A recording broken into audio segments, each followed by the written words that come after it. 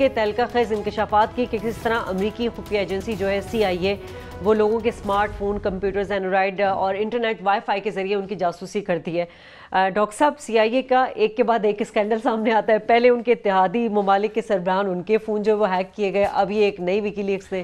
دستاویزات جاری لگ رہا ہے وہ سیزن چل رہا ہے لیکس کا، ہمارے ہاں پینما لیکس پیچھا نہیں چھوڑ رہی، اور دنیا بھر میں اب یہ وکی لیکس کا جو نئے انکشافات آئے ہیں کچھ ہی دن پہلے، اس میں ان کا کہنا جو نئی چیز ہے وہ یہ کہہ رہے ہیں کہ CIA کے ہیڈ کوارٹر کے اندر ایک centre for cyber intelligence create کیا گیا ہے، اور اس کے اندر ایک موبائل ڈیولپمنٹ یونٹ ہے۔ یہ لوگ کام کر رہے ہیں آپ کے ٹیکسٹ کے اوپر جو آپ فون کے استعمال کرتے ہیں، آپ کی وائس جو آواز ہے، اور جو ویڈیو آپ شیئر کرتے ہیں، اس سب کے اندر وہ ہیکنگ کرنے کا ایک سوچا سمجھا منصوبہ بناتے ہیں۔ پہلے سنا یہ جا رہا تھا کہ آئی فون والے کلیم کر رہے تھے کہ ہماری جو آپ ٹیکسٹ میسیجز بھیج رہے ہیں یا واٹس ایپ کر رہے ہیں وہ آپ ہیک نہیں کر سکتے۔ یہ وکی لیکس یہ کہہ رہا ہے کہ وہ انکرپشن سے پہلے، جلسہ وہ کہتے ہیں کہ انکرپشن سے پہلے ہی وہ ہیک کر لیتے ہیں، انکرپشن تک والا معاملہ نہیں پہنچتا۔ تو آئی فونز بھی اور اینڈرائڈ فونز بھی، جتنے بھی سمارٹ فونز ہیں، اور ایک اور چیز جو انہوں نے بتائی کہ سمارٹ ٹی وی جو خرید رہے ہیں، اب سمارٹ ٹی وی آپ کے گھر میں پڑا ہے، آپ کے گھر میں پڑا ہے، آپ کے لاؤنج میں پڑا ہے، آپ کے بیڈ روم میں پڑا ہے، اور اگر وہ بند بھی پڑا ہے، آف بھی پڑا ہے، تو اس کے مائک کو وہ استعمال کر سکتے ہیں آپ کی بات سننے کو، اور اس کے کیمرے کو بھی استعمال کیا جا سکتا ہے۔ پھر جو ونڈوز آپ اگر اپنے لیپ ٹاپ پہ یا اپنے ڈیسک ٹاپ پہ ونڈوز کو استعمال کر رہے ہیں، اس کے تھرو بھی وہ ہیک کر سکتے ہیں، آپ کے میسیجز دیکھ سکتے ہیں۔ ایپل کو بھی، میکنٹاش ہو یا کوئی اور ایپل کا پروڈکٹ ہو، تو یہ انکرپشن سے پہلے یہ وہ کام کر لیتے ہیں،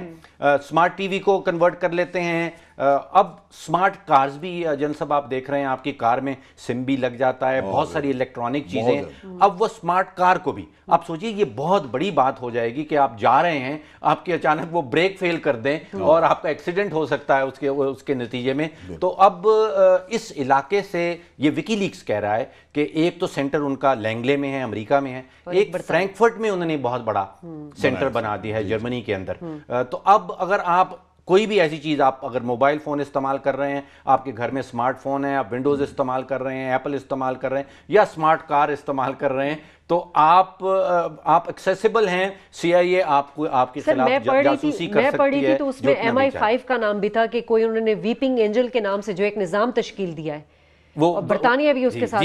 ویپنگ اینجل برطانیہ اور ان دونوں نے مل کے بنایا۔ اچھا جن صاحب، اب انڈیا میں ایک آپ کو یاد ہوگا وہ انڈین سائبر آرمی کہلاتی تھی، انہوں نے 36 پاکستانی حکومتی ویب سائٹس کو ڈاؤن کر دیا تھا، اٹیک کر دیا تھا انڈیا کے اندر۔ وہ انہوں نے اب India computer emergency response team بھی ایک بنا دی۔ پاکستان کے حوالے سے آپ یہ بتائیے کہ دیکھیں کہا جا رہا ہے کہ فیوچر میں جنگ جو ہے وہ یہ انٹرنیٹ والی جنگ ہوگی، اور جنگ جاری ہے، انڈیا کی اور پاکستان کی اس فرنٹ کے اوپر بھی جنگ جاری ہے۔ پاکستان کے اندر یا پاک فوج کے اندر کوئی ہم نے اپنی سائبر کمانڈ ٹائپ کی چیز بنائی ہے؟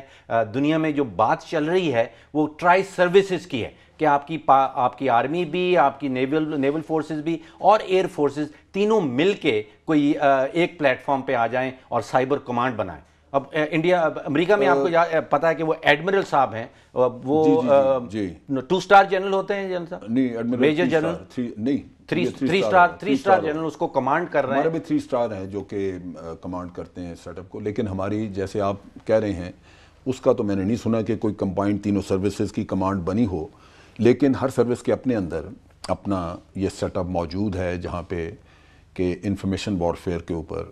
اور سائبر وارفیئر کے اوپر یہ کافی کام ہوتا ہے، اور اس میں میں سمجھتا ہوں کافی ساری پیش رفت ہے۔ اس کو بڑے سالوں میں، بہت سال پہلے سے یہ کریٹ کیا گیا تھا، اس وقت تو بڑا اسکیلٹن تھا، لیکن گریجولی یہ بڑا ایک میسو قسم کا ڈپارٹمنٹ بن چکا ہے۔ ڈیفینسو ہیں، دفاعی ہیں، یا آفینسو فورسز بھی ہیں؟ نہیں، اس میں دونوں ہیں، دونوں چیزیں ہیں، اور اس کے دیکھیں دونوں ایسپیکٹس آپ کو ذہن میں رکھنے پڑتے ہیں، اس کے علاوہ کام بنتا نہیں۔ ایک تو یہ ہے کہ you have to deny the information to the enemy, اس میں جتنا بھی آپ کا نیٹ ورک ہے اس کو سیف رکھنا تاکہ اس کی ایکسیس نہ ہو، اس کے لیے آپ کو اپنا نیٹ ورک ڈیولپ کرنا اور اپنے ہی سسٹمز ڈیولپ کرنے ضروری ہے، کیونکہ اگر آپ نارمل انٹرنیٹ کے تھرو کام کریں گے تو وہ تو کسی کی بھی رسائی ہو سکتی ہے۔ اور دوسرا یہ ہے کہ آپ